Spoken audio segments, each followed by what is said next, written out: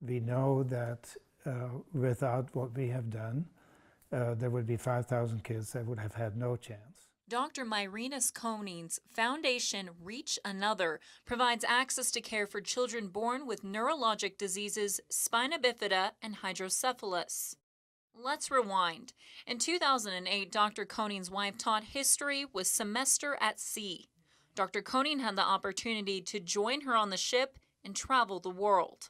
When they returned, he felt a calling to work in disaster care, which led him to a busy hospital in Ethiopia. It was a surgeon's paradise because of the awful pathology. You know, the stuff that you see there is really horrible, but it's fascinating to a doctor. So much so, he got his twin brother, a surgeon from Holland, on the case. They noticed babies with abnormally large heads and started asking questions. The babies had hydrocephalus, which is essentially extra fluid in the brain. And when I asked the surgeons about it, they said, well, you know, there's no room. We have more important things to do. And the pediatrician said, what do you worry about them for? They all die.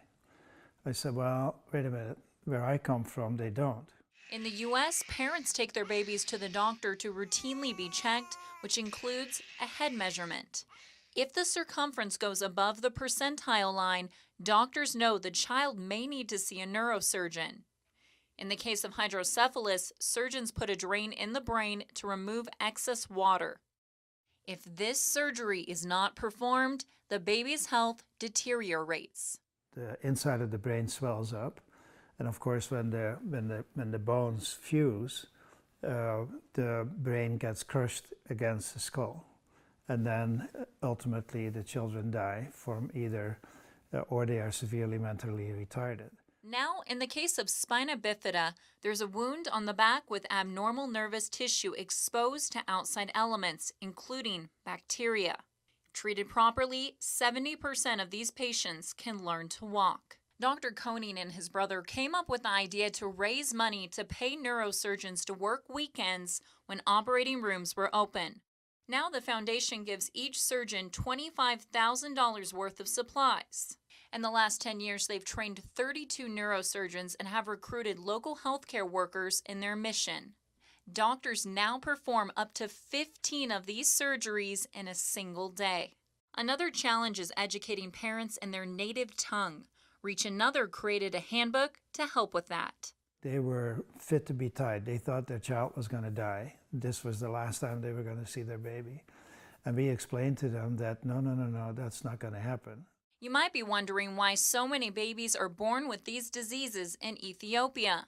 The answer is folic acid deficiency. We've known actually since the 70s that folic acid, which is a B vitamin, is what the mother needs right after conception for the baby to develop normally. The problem is the window where the disease develops is often before the mother knows she's pregnant, 3 weeks or so after conception. It's too late if you start taking your pills when you're pregnant.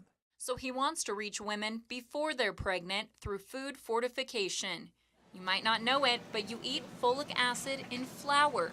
Just check the label. So we unknowingly eat enough folic acid to prevent this problem.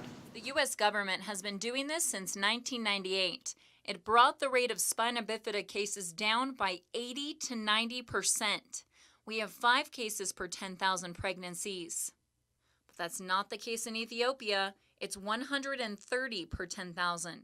The Ministry of Health has asked Dr. Koning and his foundation to put together a task force to bring folic acid to the country. But most people farm their own food, so fortifying flour is not an option. His solution? The only thing Ethiopians consistently buy: salt. If this epidemic can be solved, and we think that with the plan that we have, within 2 years or so, we can see the spina bifida incidence drop by half, and that would save 20,000 babies per year. Dr. Koning and his team will continue to develop, research, and work with the government before food fortification is approved. For now, they're working to distribute once-a-week folic acid pills to 50 million people across the African nation. come back and your life is enriched and it's different and your views are changed and you understand the world better, and it just makes you a better person.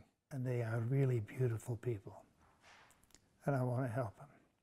Audrey Roberts, News Channel 21.